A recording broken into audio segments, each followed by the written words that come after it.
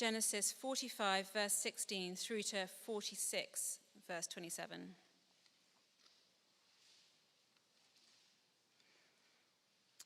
Starting at verse 16. When the report was heard in Pharaoh's house, Joseph's brothers have come, it pleased Pharaoh and his servants. And Pharaoh said to Joseph, "Say to your brothers, do this.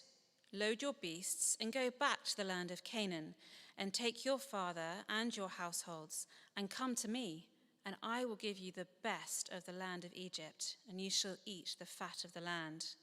And you, Joseph, are commanded to say, "Do this. Take wagons from the land of Egypt for your little ones and for your wives, and bring your father and come. Have no concern for your goods, for the best of all the land of Egypt is yours." The sons of Israel did so, and Joseph gave them wagons according to the command of Pharaoh, and gave them provisions for the journey. To each and all of them he gave a change of clothes. But to Benjamin he gave 300 shekels of silver and 5 changes of clothes. To his father he sent as follows: 10 donkeys loaded with the good things of Egypt, and 10 female donkeys loaded with grain, bread, and provision for his father on the journey. Then he sent his brothers away, and as they departed he said to them, "Do not quarrel on the way."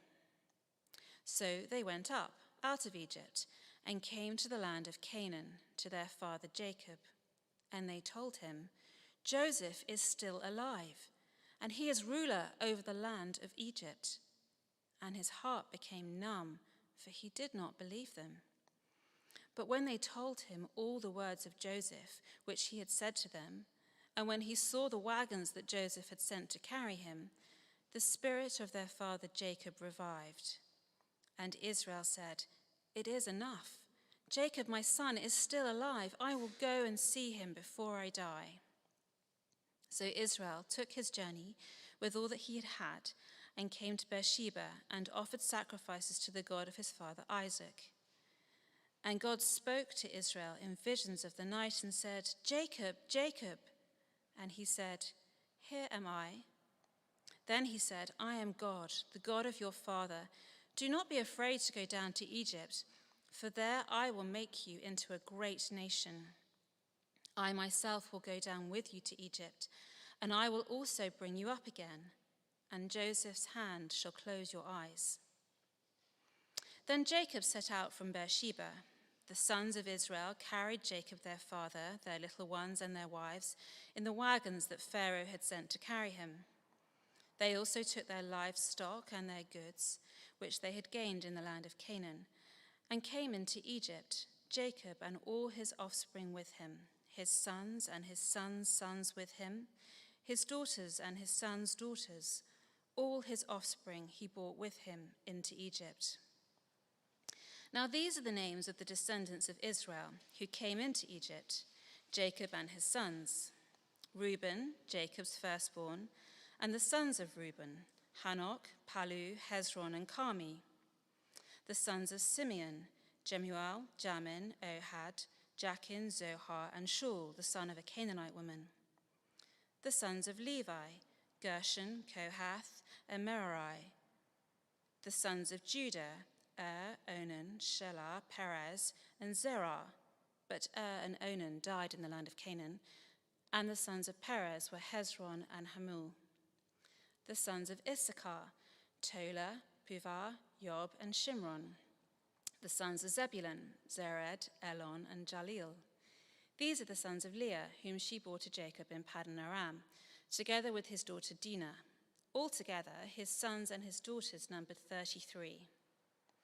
The sons of Gad, Ziphion, Hagi, Shuni, Esbon, Eri, Arodi, and Ali. The sons of Asher, Imnah, Ishva, Ishvi, Beriah, with Sarah, their sister.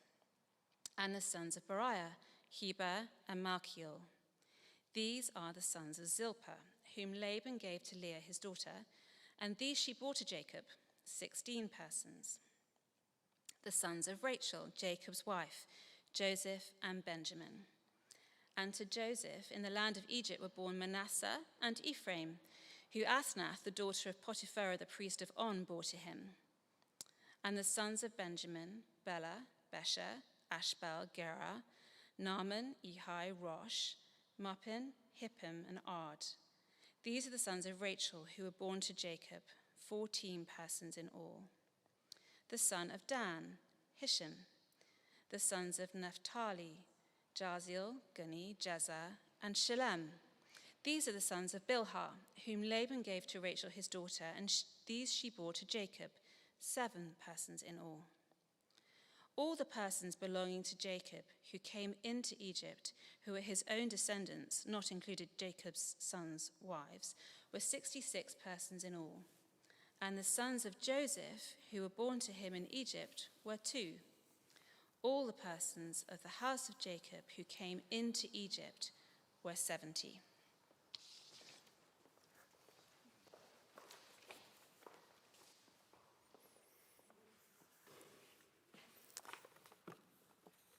Thank you very much for joining us today, and can I add my welcome to Tom's, and thanks for that reading, Carrie. Can I just suggest that there are some really excellent names, for anyone looking for the name of a son yet to be born, can I just draw your attention to the end of verse 21?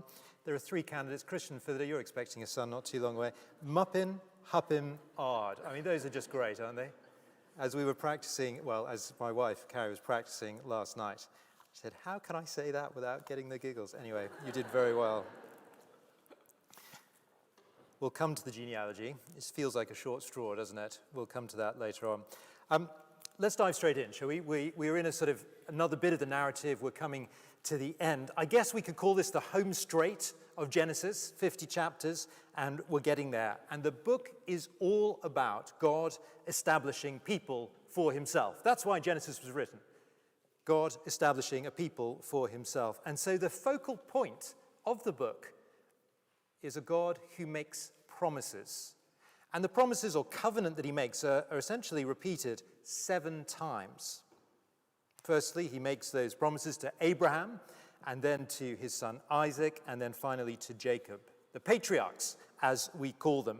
And he essentially says the same thing to all of those men 7 times. Slight nuances depending on the sort of situation that the particular patriarch is in, but down to these 3 elements. People.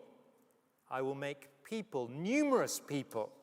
Gives wonderful illustrations like sand and stars, that sort of thing. They're going to be blessed. Primarily, that's about a right relationship with God. And then thirdly, in a land, the promised land. And so that recurring mantra through the book of Genesis helps us to understand the main issue in our text today. It's a bit of a shock. When they leave the promised land, we didn't really see that coming when it's been so focused on the land and the people in it up until this point. Jacob and his extended family pack up their tents and move out. The promised land is to be exited. How do we call that? The promised land exit, Brexit, something like that going on. And I think that the point is, as you sort of read through, not what we expected, bit of a surprise. And so it'd be perfectly reasonable to ask at this stage, what on earth is God doing? And I think that helps us to see the main idea that we're sort of pushing at. When things look up in the air, when the unexpected happens, God can be trusted. That's really where we land today. We catch up with the story in Egypt. Joseph and his brothers are now reconciled. And Joseph has urged his brothers to go back to Canaan, get their father, Jacob, urgently bring him into Egypt. Brings us to the first point there, you'll see on the handout. Quite a full handout, lots of sort of subpoints, so you know where we're going today. First main point, though, God's people heading into Egypt. And to underscore both the legitimacy of the invitation originally made by Joseph to his brothers, to underscore the legitimacy of that, and to convince us of God's hand in all of this, Pharaoh repeats the invitation. Have a look at 45, verse 17. Pharaoh said to Joseph, say to your brothers, do this, load your beasts, go back to the land of Canaan, and take your father and your households, and come to me, and I will give you the best of the land of Egypt, and you shall eat the fat of the land. This book by Derek Kidner, it was left to me by my grandfather. It's definitely to be described as a bit of a gem, and he puts it very well in these verses, he says, "This royal invitation for Joseph's sake to an Israel near the end of hope and to 10 brothers burdened with guilt can hardly fail to remind the Christian of the divine, 'Come, and I will give.'" Look at verse 18 again. Do you see, as Pharaoh says, "Come to me, and I will give you the best of the land." Look on at verse 20. "Have no concern for your goods, for the best of the land of Egypt is yours." You see, here is a stunning invitation into Egypt. And it functions for us in a number of ways. I'm sure there are more. I put down the 3 main ways that I think it functions for us. Firstly, a glimpse of heaven. I mean, can you imagine just for a moment being the honored guest of not just the richest and most powerful man in the world, but to bring in your extended family and to come not just for dinner, not a holiday, but for the rest of your life? It's quite an invitation, isn't it? Come, everything that I have is yours, says Pharaoh, top dog in the world at the time. I'm sure many of us will have had the sort of experience where you get dragged around a stately home by your parents, or maybe you're at the age where you start to do that sort of thing yourself, thinking it's sort of grown up and sophisticated, or maybe, it's still sort of MTV and Hollywood cribs, but you get this idea of a life into an A-lister's world that's sort of covered in gold taps and carpeted corridors and just opulence everywhere. Well, that parallel life with the sort of to-die-for views, all of that is now to be for God's people, for Jacob and this ridiculously large crowd of children that he's got in his gang. And it makes a serious and a wonderful point in the flow of the text. Pharaoh says, "I will give you the best. You will eat of the fat of the land." And here is a glimpse of what all God's people look forward to. Not in this life, let's be clear. This is a glimpse of the end. Remember, the book is drawing to a close, the end of the patriarchal period. Here is a good sort of close to a major sort of part of salvation history.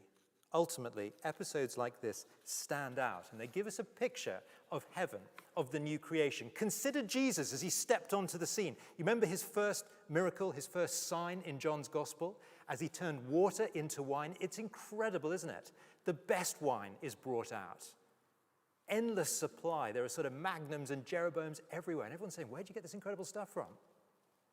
Picture of the new creation, of the messianic age. And it helps us to appreciate, little things like this just help us to appreciate what God's actually got in store for his people. In small groups recently, we've been going through Romans. Romans will be familiar to most of us here. And we've been thinking lots about the suffering and hardships of this world. And Paul's point that we saw last week in our small group studies, future glory, heaven we could say, it far outweighs anything that you could ever experience in this world. Here is a spotlight for us on what that future looks like. But you see, God's people entering Egypt, it's much more than just a glimpse of heaven. Their move away from Canaan and into Egypt was a fulfillment of what God said. That's the second subpoint. Because things always happen the way that God says they will happen. They always happen exactly the way he says. And you see, right back at the start, I said that Genesis is a book where God repeats his covenant promises to his people. Well, right back at the start, in one of the early conversations with Abraham, in fact, even before he was called Abraham, when he was known as Abram, God said this. In fact, it's worth seeing yourself. I think it's on page 11. Turn back to Genesis 15.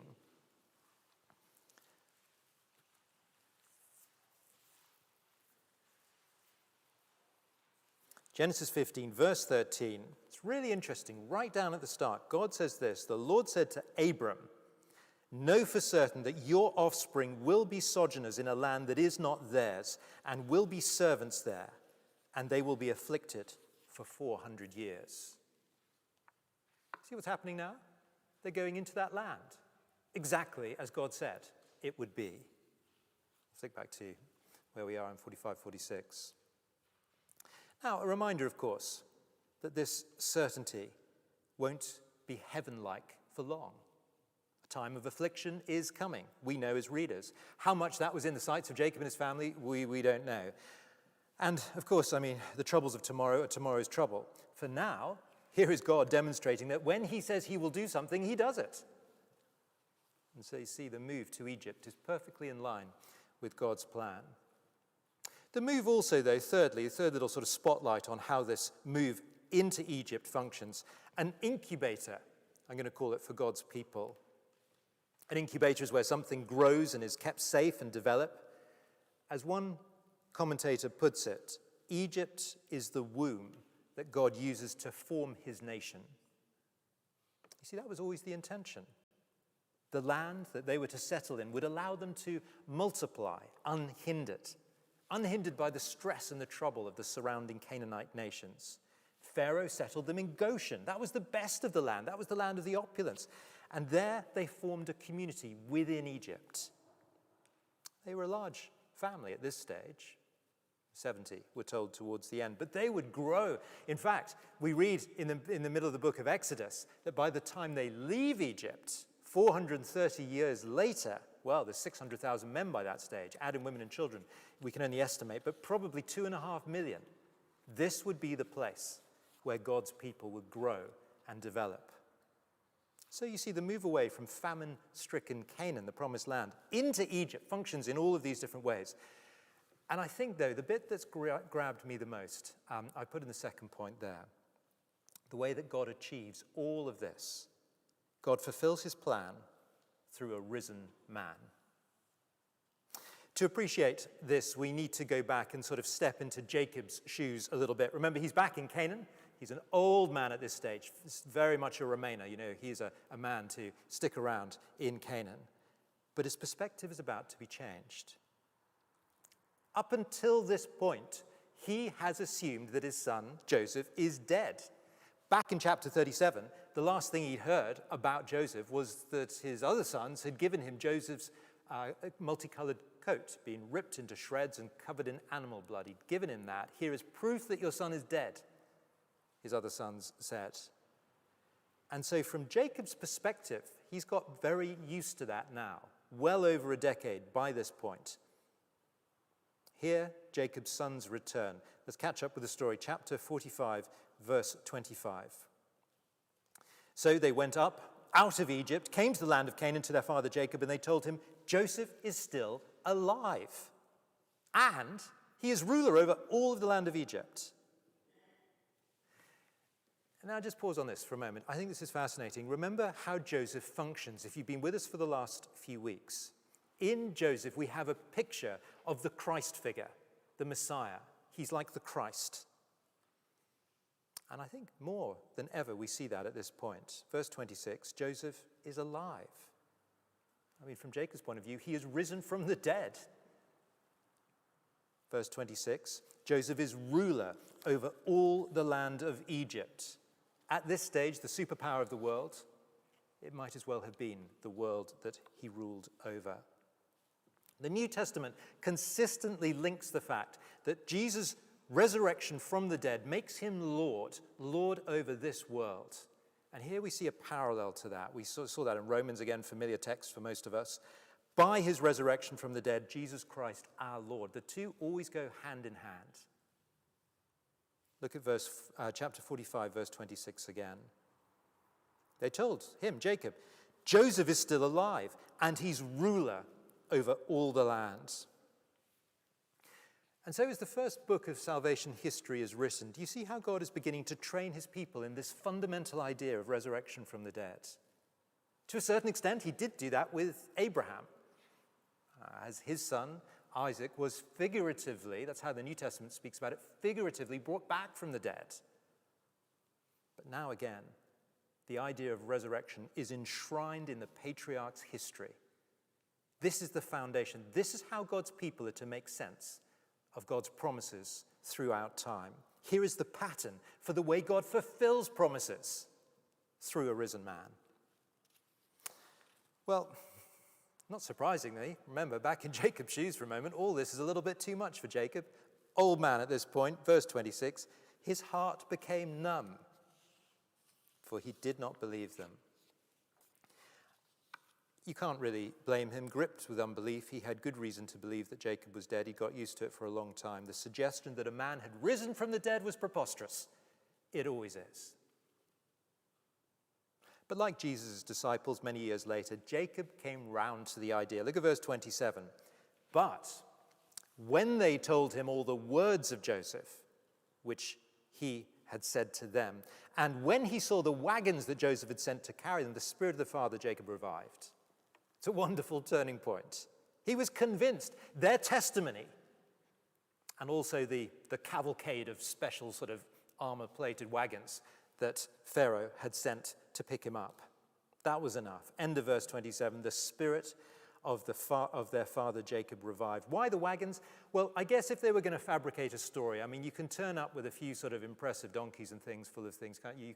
You can turn up with an amazing story, but it's quite hard to turn up with Pharaoh's own cavalcade of wagons. And so that seemed to be the sort of the tipping point. He was convinced. The words sounded plausible, credible, he decided. I mean, it's a little bit dangerous, isn't it, to speculate too much. Could this be the point of Jacob's conversion? He's always been a little bit of a ratbag through the book of Genesis. But there's a complete turnaround here. The point of coming to faith. I mean, every other time, so much sort of dubious behavior in his family. It fits with what we saw last week. Remember the turnaround of his brothers? Sorry, not Jacob's brothers, Joseph's brothers. You remember the huge turnaround then? All his sons, massive sort of A to B change around.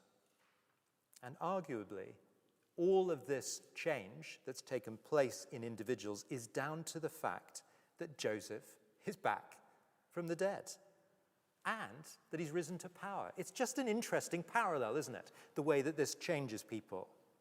Now, I don't want to speculate too much. The Old Testament doesn't make much of the idea of conversion. We shouldn't get too distracted. But what is clear from the text is that Jacob is a changed man. I mean, look at the effect, for example, the own outlook that he has on his own death. I put that as a subpoint. I thought it was quite significant. Death for Jacob loses its sting. Look at verse 28. Israel, that's another name for Jacob, said, "It is enough. Joseph, my son, is still alive. I will go and see him before I die." That is a huge turnaround. If you've been following the comments about the man Jacob, since he got the news of Joseph's death, it's been nothing but doom and gloom. Back in chapter 37, he hears the news. All his sons and his daughters rose to comfort him, but he refused to be comforted. He said, "No, I shall go down to Sheol to my son, mourning." Thus Jacob wept. And that's basically all that happens through chapter 42, through chapter 44. Gray hair, death, Sheol. That's all we're told about Jacob. But now, for the first time, everything changes. The prospect of seeing Joseph has given him a fresh perspective. And it's hardly surprising, is it? Again, we find this same idea in the New Testament. The resurrection of Jesus from the dead is proof to the Christians that we can have a positive and an upbeat attitude towards our own death and towards those who died in Christ's death. That is exactly the link that is made. In 1 Corinthians 15, you see that really clearly, those famous words, "O death, where is your victory? O death, where is your sting?" How can we feel like that about death? Paul says to the Corinthians, because we have victory through Jesus Christ because of his resurrection from the dead. Well, Jacob's thrill of the news of Joseph's life, his rise to power, it not only revives his spirit, but it gives him this quite sort of refreshed, upbeat view. For the first time, death does not seem to worry him. But then the last subpoint there on this main second point, Jacob is excited about. Look at what he's excited about. It's really interesting. The text has given us detail after detail of the luxury of Egypt, the fat of the land. But that's no incentive for Jacob. He couldn't really care less about all of that. On the contrary, all he cares about is Joseph. 45 verse 28, "It's enough. Joseph, my son is still alive. I will go and see him." Another writer puts it like this, a father and brothers once driven by the pursuit of property and money now love the brother above all these things, and they use their provisions and gifts to serve that relationship. That's all that matters to any of them right now. A Joseph-centered future. You see, in the end, if we are lacking excitement about glory, we don't find it much of a sort of a motivation. It won't be the flowing wine or the gold taps or the luxury that gets us excited. It's not that we need more of that. Our spirits in the end will be revived by the risen ruler Jesus. You see, he alone can give us the world that we were made for. C.S. Lewis captures this brilliantly in Mere Christianity. It's an absolute must-read if you've never got round to it. And C.S. Lewis says this: "If I find in myself a desire which no experience in this world can satisfy, the most probable explanation is that I was made for another world. If none of my earthly pleasures satisfy it, that does not prove that the universe is a fraud.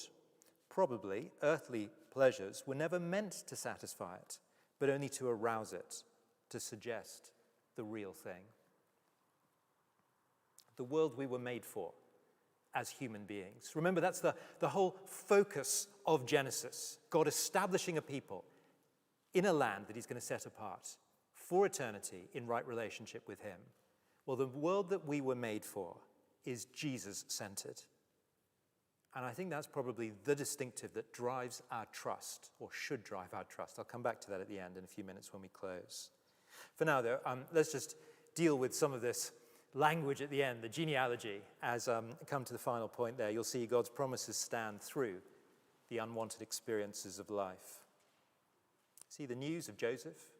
It's enough. I guess Jacob is happy to sort of jump onto those wagons and head off at this point. Verse 1, 46 verse 1, Israel took his journey with all that he had, and he came to Beersheba and offered sacrifices to the God of his father Isaac. Israel, Jacob, two different names. I'll make a comment on that in a moment. He arrives in Beersheba. Beersheba is on the southern border of the Promised Land. In other words, last stop of the Promised Land before you get into Egypt. The perfect place for God to confirm to Jacob that he was indeed doing the right thing. God's promises stand, even though right now it looks ridiculous to be leaving the Promised Land and going into the land of hostility. Verse 2, God spoke to Israel in visions of the night and said, "Jacob, Jacob." Now, Israel and Jacob, same name, but they're used interchangeably. Israel, of course, was a strong, a nation name. Jacob was a name of weakness, very personal. And so here is God addressing Jacob very personally. And he said, "Here am I." Then God said, verse 3, "I am God, the God of your father. Do not be afraid to go down to Egypt, for there I will make you into a great nation. I myself will go down with you to Egypt, and I will also bring you up again. And Joseph's hand shall close your eyes." It's a kind thing of God to do, isn't it? To give Jacob assurance at this point. Same old wonderful promises repeated again. Lots of people, relationship with him. Promised land, don't worry, you'll come back. But it's coupled with assurance that he's doing the right thing as he steps into the unknown. Once again, the heartbeat of Genesis brought to our mind. God is a promising God. God's word alone provides certainty. And God's people need to start learning this lesson. That was true for Jacob and his family then. That was true for the people who first read Genesis. And it's true for us today. You see, struggles and setbacks and tragedies form the stage on which salvation history is played out. It's always that way. The genealogy draws us to lots of details that really make that point. It always feels like you've drawn the short straw when you have to preach or indeed read one of the genealogies. But they do form a very important part of biblical literature. They're not written, it's probably just worth sort of absorbing this, they're not written as sort of diktats of legal history. Instead, they're there to make ideological points. The point here is one of instilling trust in his readers. It's meant to make us say, "Oh wow, yeah, God really is doing what he's doing. God really is fulfilling those promises." And there's lots of detail from an ideological point of view. Numbers are huge in Genesis. We won't go into lots of details, but just consider the fact that Jacob, within that little genealogy, Jacob is mentioned 12 times, a number of completeness. This is Jacob's promise fulfilled with all of his family.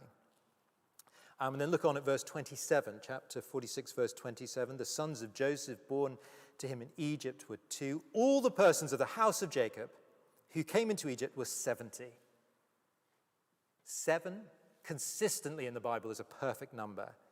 And I guess 70, well, 7 times 10, it's the sort of perfect number extrapolated, the perfect number made very, very big. A significant step. Remember, Jacob started with no one. He was just a one-man show at the beginning. 70 begins to represent a biblically significant turning point. The representative nation, as they are now, well, one day they would be a force to be reckoned with. On through the Bible, these names can be traced, particularly the 12 sons of Jacob. They are the house of Israel. They are the names of the tribes. And in the end, they are the names that represent all of God's people standing around the throne, worshiping Jesus, the Jesus-centered eternity. You see, when God says he will do something, he does it. So what application should we be drawing from this? Well, you don't have to look far in our world today. Here we are as God's people, and we are surrounded by political meltdown, cost of living escalation, military tension not that far away. Well, it's typical. There's always uncertainty for God's people in this world. And the genealogy that draws attention to this, a reminder of the difficulty that Jacob himself and his family have experienced. Verse 15 in the genealogy, we're reminded of Dinah. Do you remember her, the poor thing? She was the one that was raped back in chapter 35. Verse 18, a reminder about Jacob's uncle Laban. He treated Jacob very badly, tricked him into years of forced labor, a real dog. And then there's mentions of Leah, the wife he didn't love, a reminder of his own dysfunctionality, the fact that he's got a wife that he doesn't love. Rachel, the wife he did love, her name's mentioned 3 times, and she's dead, been dead a long time. So much mess, so much heartache litters the family that make up God's people. And yet God's promises stand. And our job is to trust. One of the primary influences in C.S. Lewis's life was a man called George MacDonald. George MacDonald is referred to by Lewis in a lot of his writing as the teacher. And in fact, Lewis then writes MacDonald into a number of his works of fiction as one of the characters. You can sort of work out who he is. It's really easy to spot in books like The Great Divorce. Lewis referred to him as his teacher. George MacDonald said this: "Few delights can equal the presence of one whom we can trust utterly." Few delights can equal the presence of one whom we can trust utterly. Well, through the book of Genesis, God wants his people to understand, to know him, to trust his promises. You see, when God says he will do something, we can trust him utterly. And that's really important, isn't it? Because the backdrop for life in this world will be a life of ups and downs, uncertainty, even facing death. Genesis says, have a bigger vision of what God is doing, eyes on what God is doing. That is the main agenda. Genesis tells us that we should expect something bigger to be going on in this world than the cares we have of our own life. There will be ups and downs along the way. Through it all, we can be trusted. And so, as I close, if you're feeling a little bit stale, perhaps, we've just made it through January, we've made it through the lockdown, perhaps you're feeling a little bit stale. Yes, you're trusting Jesus today, but glory, all the stuff we've been thinking about in Romans, it seems a very, very long time away. Well, perhaps the right perspective is given to us here. You see, in the end, it's not the place that's going to reinstill our excitement. It's always been about the King. It's always been about Jesus. That was enough to revive Jacob's spirit, the risen man. And so if you're feeling a little bit stale and let down by earthly relationships, let down by just life, have a bigger vision of Jesus, God's risen King. In him we can trust all God's promises to take place. Why don't we just pause for a